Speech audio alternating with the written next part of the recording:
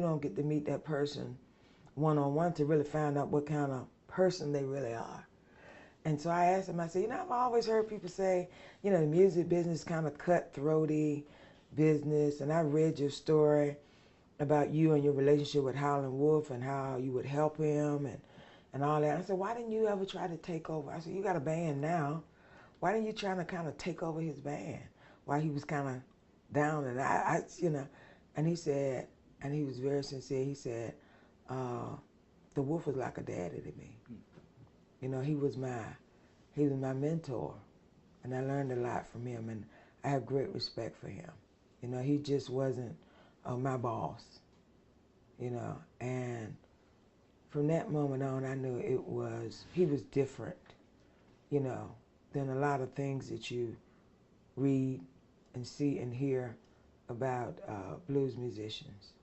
And that's kind of where our friendship started, was from there. So it was through Nellie that I met a lot of wonderful people. I would have never been introduced to Fernando or known anything about the blues camp. And I believe God sends people in your life for a reason, and some things just don't happen by accident.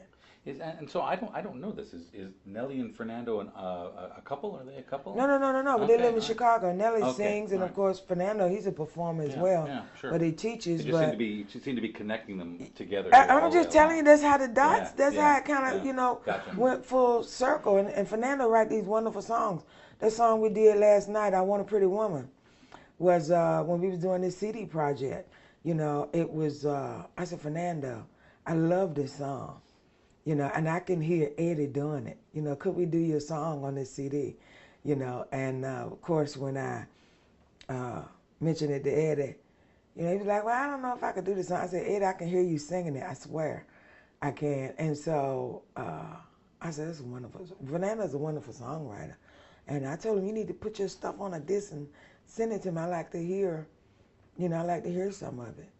And so that's how the dots kind of connected. And Nellie knows Eddie, and Eddie knows Fernando, and Fernando's with the blues camp. So for me, it has been a connected dot, but the picture, is yet to be painted. I'm still painting. I'm glad I'm not to the point. Not that I've been in the business that long, but I'm still excited when I hear Eddie play or hear Fernando write a wonderful song or see Nellie perform, even though I've heard them and seen them lots and lots of times. It's always getting something new from it, and it inspires me to go and do, other things. Let's just do a real quick little thing on Blues Camp, because we'll see you in Chicago anyway. But we might as well do it here while we're doing. What to you is let's do it this way. What to you is the best thing about Blues Camp, the most important thing about Blues Camp, and maybe both of those? Okay. You remember I told you when I was 11 or 12 and I sung in church, and I promised myself that I would never do that again. And that was 10, 12, or 15 years of not doing something that I really enjoy. So what could be worse than not doing something that you really enjoy? And so the most important thing for me is the blues camp. I never want a kid to have that experience. I never want them to make that promise to themselves, that I'll never do this again because I messed up.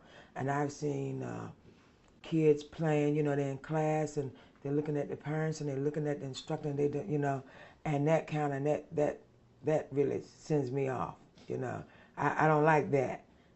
Because they will not have the full experience of interacting with other kids. Kids have a way of correcting themselves.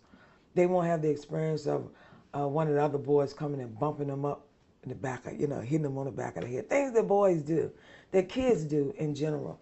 But the most important thing for me, and what I get from it, as far as I'm concerned, what's important, is that a lot of these kids come with kind of everything they need. They just don't have the confidence. And so I get to give it to them. I get to give to them what I didn't have, as a child growing up.